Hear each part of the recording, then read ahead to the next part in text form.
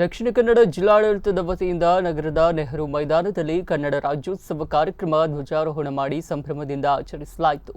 ಈ ಸಂದರ್ಭ ಜಿಲ್ಲಾ ಉಸ್ತುವಾರಿ ಸಚಿವ ದಿನೇಶ್ ಗುಂಡೂರಾವ್ ಮಾತನಾಡಿ, ದಕ್ಷಿಣ ಕನ್ನಡ ಜಿಲ್ಲೆಯ ಗ್ರಾಮೀಣ ಪ್ರದೇಶಗಳ ಸರ್ವತೋಮುಖ ಅಭಿವೃದ್ಧಿಗೆ ಸರ್ಕಾರ ಗಮನ ಹರಿಸಿದ್ದು, ಗ್ರಾಮೀಣ ಪ್ರದೇಶಗಳ ಮೂಲಭೂತ ಸೌಲಭ್ಯಗಳನ್ನು ಅಭಿವೃದ್ಧಿಪಡಿಸಲು ವಿವಿಧ ಕಾರ್ಯಕ್ರಮಗಳನ್ನು ಅನುಷ್ಠಾನಗೊಳಿಸಲಾಗುತ್ತದೆ ಎಂದರು.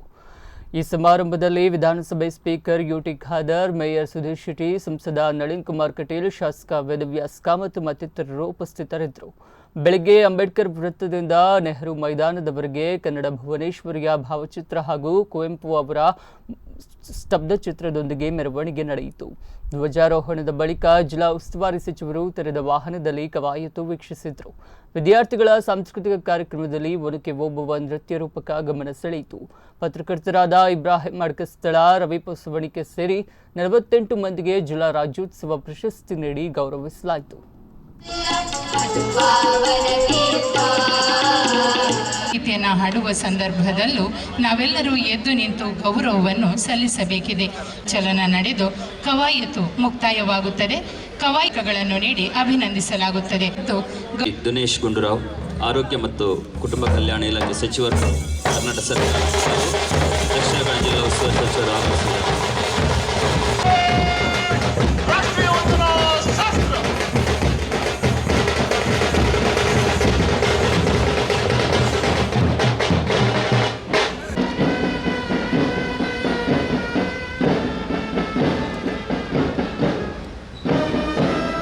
ನಾಗರಿಕ ಪೊಲೀಸರದು ತಂಡದ ನಾಯಕ ಶ್ರೀಕೃಷ್ಣ KH ಇವರಿಂದ ಗೌರವ ವಂದನೆ. ಇದೀಗ ನಮ್ಮ ಮುಂದಿರುವುದು ಮಂಗಳೂರು ನಗರ ಸಂಚಾರಿ ಶ್ರೀಮತಿ ರೇಖಾ ಅತಿಥಿಗಳಿಗೆ ಗೌರವ ವಂದನೆ ಸಲ್ಲಿಸುತ್ತಿದ್ದಾರೆ.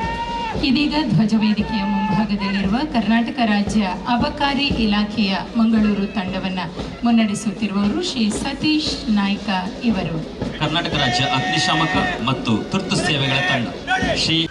ಇಂದಿನ ಕನ್ನಡ ರಾಜ್ಯೋತ್ಸವದ ಶುಭ ಸಂದರ್ಭದಲ್ಲಿ ನಮ್ಮ ನಾಡಿನ ಭಾಷೆ, ಕಲೆ, ಸಂಸ್ಕೃತಿ ಹಾಗೂ ಪರಂಪರೆಗಳನ್ನು ನೆನೆದು ಅವುಗಳನ್ನು ಪ್ರಾಮಾಣಿಕವಾಗಿ ಜಾರಿಗೆ ತರುವುದರ ಮೂಲಕ ಅವುಗಳನ್ನು ಅಭಿವೃದ್ಧಿಗೊಳಿಸುವ ಮಹತ್ವದ ದಿನ ಹಾಗೂ ಇದರ ಉಳಿವಿಗಾಗಿ ನಾವೆಲ್ಲರೂ ದೀಕ್ಷೆ ತೊಡುವ ದಿನ ಇದಾಗಿದೆ ಎಂದು ಭಾವಿಸುತ್ತೇನೆ.